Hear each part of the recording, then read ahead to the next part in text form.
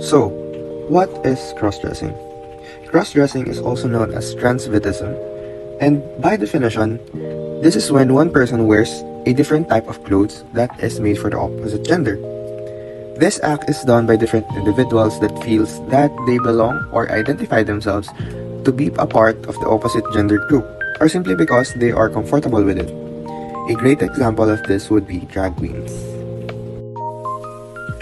Although cross-dressing is allowed in some universities in recognition of the LGBTQIA+ community, educational institutions are still struggling in achieving a gender-inclusive environment. An example is in De La Salle University, wherein a basketball team made a TikTok performance cross-dressing, which offended the LGBTQ community. Although there are educational institutions that allow this act, like Far Eastern University, this act is still highly stigmatized, even if permitted. Furthermore, cross-dressing in public is usually viewed as entertaining, which allows discrimination to persist. It also reflects that cross-dressing is a taboo, wherein there's a belief that one's homosexuality should be kept hidden from the public. There are even Filipino phrases associated with cross-dressing, like, "Uy, lanta dito," or "Uy, closet ito," which is viewed negatively in the Philippine setting. This is not only rooted in the norm that female attire is for women and a male suit is for men, but it also highly shows that Philippines is heavily influenced by Catholicism, which prohibits display of these activities. As a result, individuals are affected physically, psychologically, and sexually. In fact, according to a survey by Inquirer last 2016, greatly affected individuals are LGBTQIA+ children, which experience physical and psychological abuse.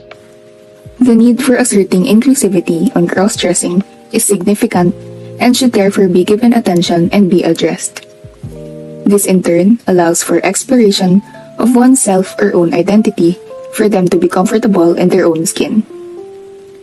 It creates a safe space and accepting environment, especially for the LGBTQIA+ community and the youth, fostering self-discovery and self-acceptance. Additionally, it may reduce, if not, hopefully put an end to harmful gender stereotypes that perpetuate discrimination and bias. It breaks off the idea that clothing and appearance should be aligned with the traditional binary norms. Gender has been ever-changing and was recognized as a spectrum where individuals may identify along that spectrum and not just within the traditional setting, which is male and female. Furthermore, it is important to urge inclusivity on cross-dressing because this promotes open-mindedness to new perspectives and views. On a personal level, one can start with open-mindedness. Being receptive to new ideas allows people to listen and learn from each other, disregarding any judgments or biases. This promotes the exploration of new possibilities that may lead to creativity in addressing the concerns of minorities. However, they must keep in mind that in the exploration of oneself or identity, it is not figured out right away. This may be a similar concept to trial and error, as not all outcomes may feel satisfying or comfortable.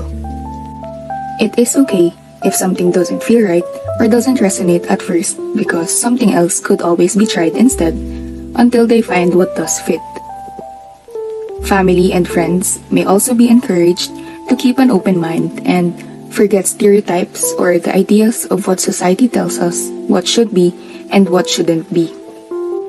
Moving on, when it comes to the institution or broader community, inclusivity must be promoted and celebrated by creative teams with people of diverse backgrounds or identities.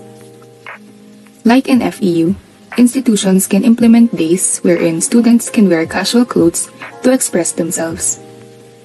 Also, it is highly suggested that open discussions about diversity and inclusivity be done through seminars or webinars.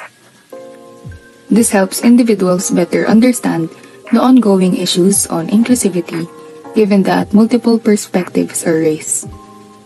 To add, it is also important that during these types of forum, each must have zero tolerance for any discrimination towards anyone.